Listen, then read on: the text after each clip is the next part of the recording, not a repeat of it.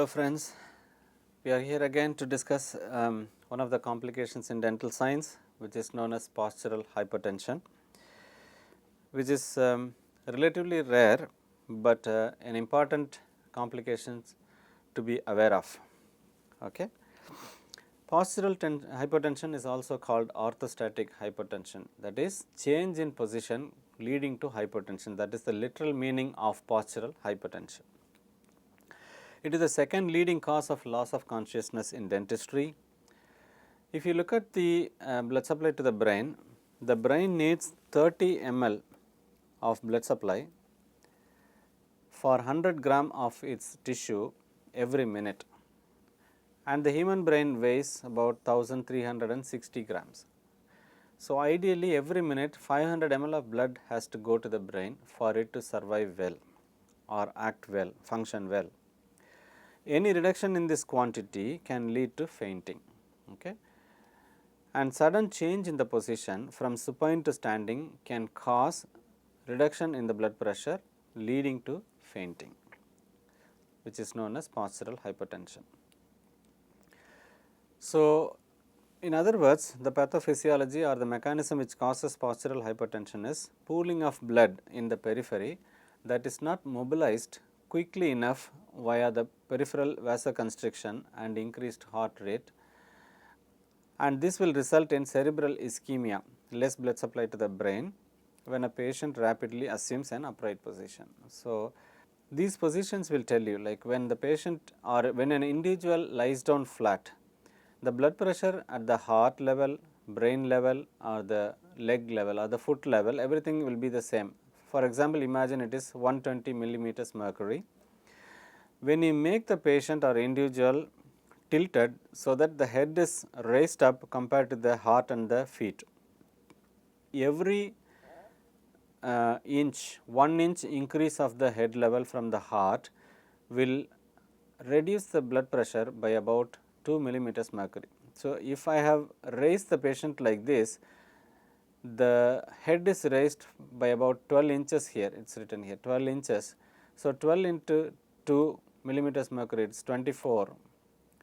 So, the 24 millimeters is reduced from 120 millimeters mercury. So, the blood pressure at the brain level will be only 96, whereas the legs are gravity by gaining advantage by the gravity because they are at a lower level compared to the heart level. So, imagine this is about 20 inches low, then 20 into 2 that 40, the blood pressure will increase by 40 millimeters mercury, that is 160 in the feet. If you do the other way tilting, that is the feet are raised high, the head is lying low, more of a Trendelenburg position. The head comes about 20 inches below the level of the heart. So, the blood pressure will be more by about 40 millimeters mercury. So, what is 120 at heart level is 160 at the brain level now, but the reverse happens in the leg level because it is higher than the heart level by about 30 inches, there is 60 millimeters mercury reduction. So, 120 becomes 60 in the foot level.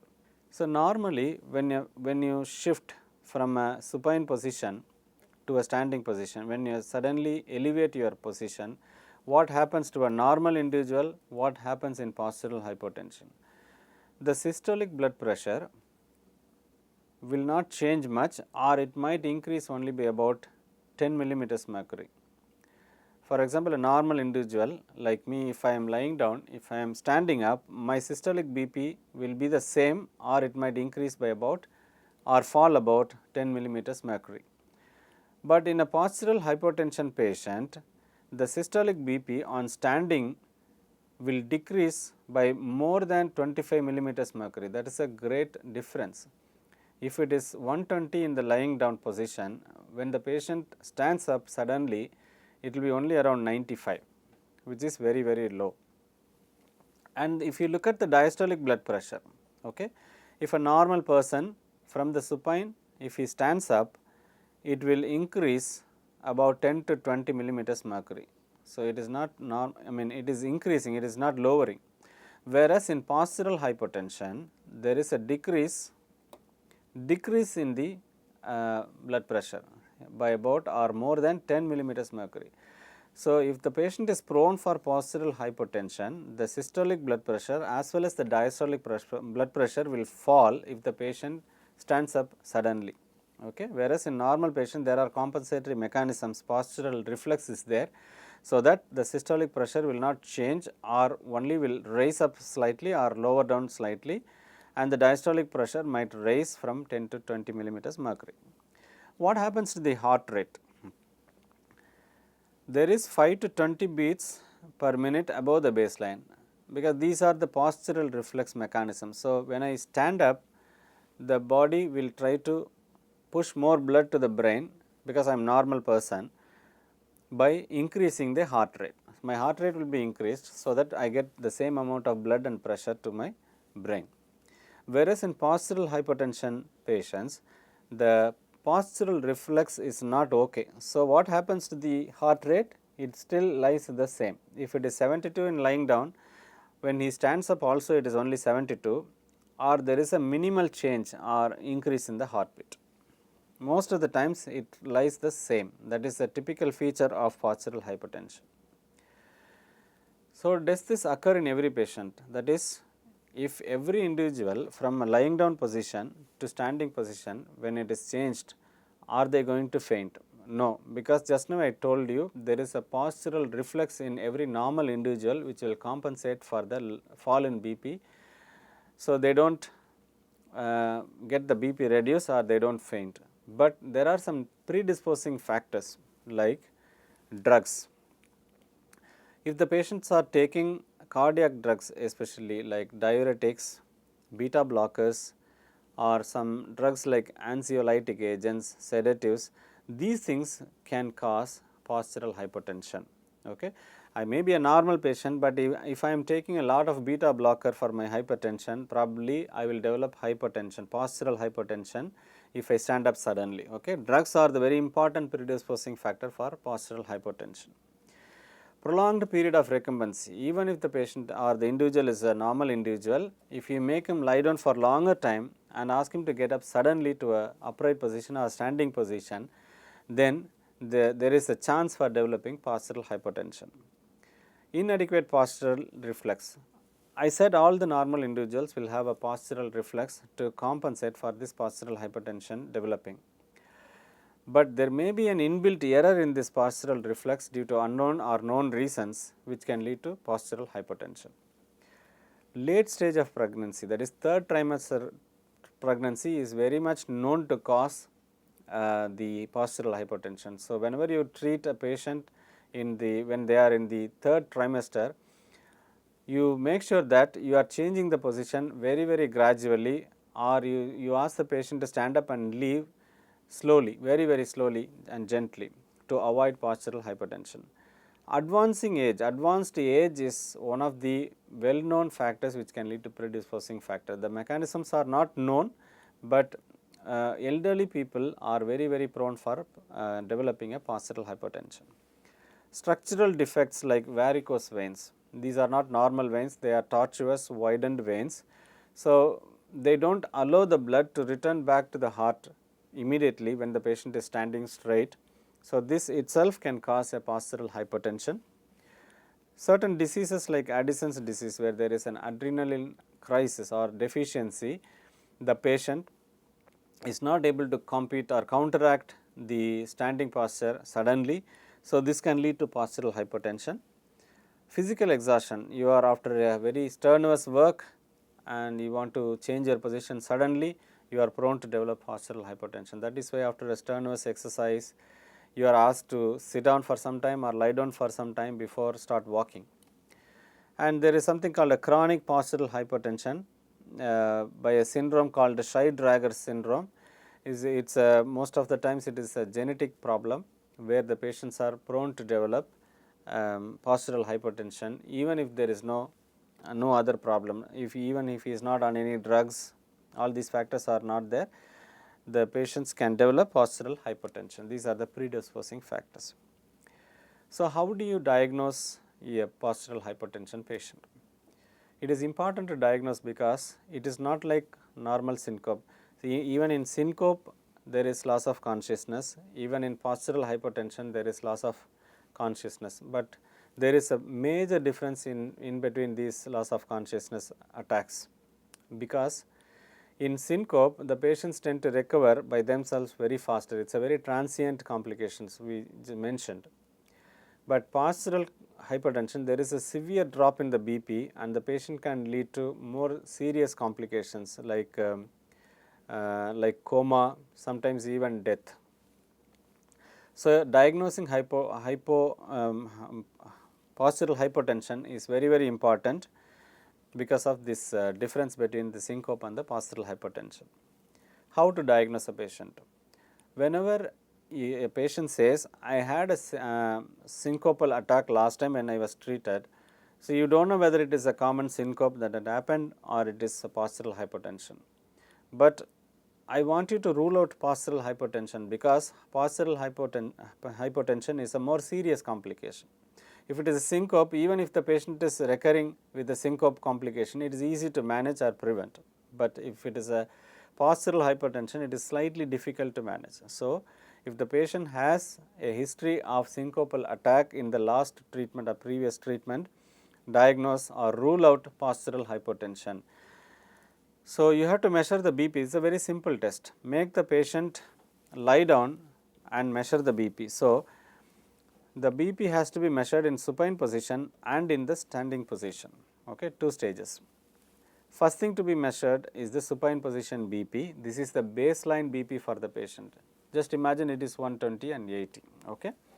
Then ask the patient to stand and then measure the BP once again at 1 minute interval for 3 minutes. So, at the end of first minute, end of second minute, end of third minute. So, we have 3 values in the patient while standing. Okay. We have a baseline value, supine value, 3 values when the patient is standing. Okay. There are 4 values. Now, look at the difference between the baseline BP and the standing BP. Okay. If there is a drop in systolic BP of at least 20 millimeters mercury or a diastolic BP of at least 10 millimeters mercury within 3 minutes of standing, this indicates a postural hypotension. Okay. So, if the standing BP shows lower values within 3 minutes, you might get lower values in 4th or 5th minute. Okay. That is a little different, that is an adaptive mechanism naturally the body has. So, that is not a problem. If the BP drops on standing within 3 minutes, then you have to think the patient has a postural hypertension. This is the only diagnostic factor we have. There is no lab test, there is no X-ray, there is no CT scan or MRI. It is only a clinical testing and very simple testing, measuring BP in the baseline as well as in the standing position. And this decrease in the BP on standing position without change in the heart rate in the upright position is pathognomonic of postural hypotension. That is, there will be BP loss, but if it is a normal individual, the BP loss, the body tends to increase the heart rate so that more blood can flow to the brain. But in postural hypertension, the postural reflex mechanisms are absent. So, the BP drops as well as the heart rate does not increase, it will be in the baseline value only. So, this is the diagnostic things which are useful for establishing a postural hypertension. As I told you, clinically the syncope and the postural hypertension will look similar. Okay. How will you differentiate? If the patient has fainted in your dental chair, I am telling it is syncope, but you want to prove that it is postural hypertension. So, what are the difference between the syncope and patient will be looking similar, okay? They are unconscious, they are lying down on the dental chair happily. It is your duty, you will be more tense to know whether it is syncope or postural hypertension, because treating syncope is easier, treating postural hypertension is not very simple. Okay. So, syncope, the basic difference is etiology, it is anxiety related, whereas in postural hypertension it is not anxiety related. Okay. Even if the patient is well built, confident, there is no anxiety, if he has other problems to develop postural hypertension, he will faint, he will lose consciousness. Okay. This is the etiology related main difference between the syncope and the postural hypertension. And the prodromal symptoms, if you read about syncope, the patients will have a prodromal stage, that is they will start feeling the warmth in the body, there will be tremors, sweating, increased heart rate, and they do not feel comfortable. They will let you know they are not feeling comfortable. Okay? The response level also will keep going down. So, this is called a prodromal stage in syncope. This is always present in syncope, but in postural hypotension, the prodromal stage is absent. It is not there, or very rarely it can be present. So, is it significant?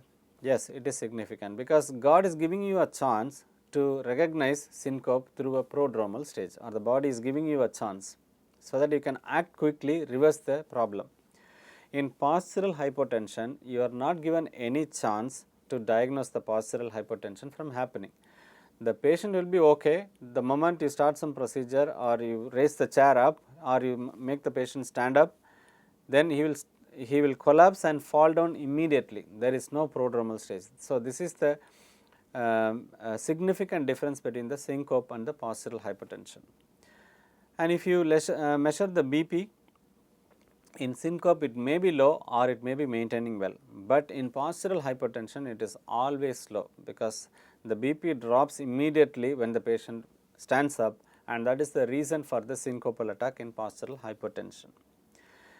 And look at the heart rate. There may be bradycardia frequently in syncope, but the heart rate is maintained in the postural hypertension. So, in syncope there may be bradycardia or even tachycardia in the initial stages in case of syncope, but in postural hypertension there is no change in the heart rate. That is why I told you fall in BP without change in the heart rate is pathognomonic of postural hypertension. So, this is very important differences between a syncope and postural hypertension, which we have to understand so that we can tackle them efficiently. So, when will you anticipate a postural hypertension? So, if the patient is already given history of postural hypertension, yes, we have to expect this can happen. So, all the procedures should go smoothly, all change in the position of the patient should be done very smoothly. Patients receiving sedation during dental treatments, nowadays it is becoming very common to give IV sedation or inhalation sedation for patients for longer procedures or multiple procedures. For example, multiple root canal treatments, multiple dental implants placement, or multiple wisdom teeth removal, impacted teeth removal, all these combined. So, and very anxious patients, nowadays it is becoming more and more common to use sedatives in dentistry. So, whenever you give sedatives in dentistry, these agents are prone to cause postural hypertension. So, in these patients you should be very careful in changing the position of the patient. So, once your procedure is over, lift up the chair slowly and ask the patient, make the patient stand up first and then start walking. Otherwise, there is a chance for developing postural hypertension and the patients might fall down, injure themselves. And patients who have undergone multiple treatments, as we just saw in the dental chair, even without sedation, they are prone to develop a postural hypertension. And patients on certain medications, I told you, diuretics, beta blockers, hypnotics, sedatives, all these drugs can cause postural hypertension. So, when the medical history form of the patient shows they are on these kind of beta blocker drugs or other drugs, be careful in treating them. So, ask them not to get up suddenly or change the chair position suddenly. So, you should take that care. So, how to prevent postural hypertension? Prevention is the best way. So, if you have recognized a patient who is prone for developing postural hypertension, all the time whenever you are treating the patient, you have to change the position of the chair from the lying down or the supine position to the upright position in very slow increments, and raise the chair every time only by 22.5 degrees, and then wait for a few minutes before you raise another increment. For example, if this is the dental chair, patient is like this, in your treatment is over, in second stage what you will have to do is raise it by 22.5 degree. Then in the third stage, 1, 2, in third stage raise it by another 22.5 degrees, that is 45 degree. So, the chair becomes like this, 45 degree, then finally you can increase to another 25. Finally, it will come to 90 degree, 90 degree. This is one increment, second increment, third increment, there is one in between, because 45 plus 22.5 will be 67.5, and the fourth increment will be your 90 degree. Right. So, do not do from this position to this position directly, this is wrong in suspected postural hypotension patients. You have to increase or upright the chair in slow increments, every time only 22.5 degrees, and then waiting for few minutes for the patient to recover. So, that is the way you can prevent a postural hypotension. Okay, we have not prevented, the patient has developed hypotension, postural hypotension. So, how do you treat it? First, you assess the consciousness level of the patient. If the patient has lack of response to your sensory stimulation, he is not responding to you at all, not conscious, then you do PCAB and then activate the emergency system. PCAB is position the patient in supine. Again, you can put them back to the supine position with the feet elevated. So, position is important both in syncope and postural hypertension. The position is the first one to be done, P. Then we do CAB, because there is hypotension, automatically become normal, but if it is exceeded some time more than 5 minutes probably, then we have to make the airway patent and then make the breathing possible by the patient. There is also something called a definitive care, PCABD. Definitive care is nothing but administering oxygen, because hypovolemia, less blood to the brain, carrying less oxygen. So, we have restored circulation, but still I do not know, we do not know how much blood is entering the brain. So, if you administer oxygen, even that very little blood that is entering the brain will carry more oxygen. So, this is definitive care, and keep monitoring your vital signs. Most of the times the patients will recover consciousness, and the patient is all right, they can be discharged, they can go home. Sometimes there is problem, the patients may not recover consciousness, the BP is still low, the loss of consciousness is not reversed fully, then probably we should summon medical assistance, we should call them, and after they attend, if they become all right, then we can discharge the patient home.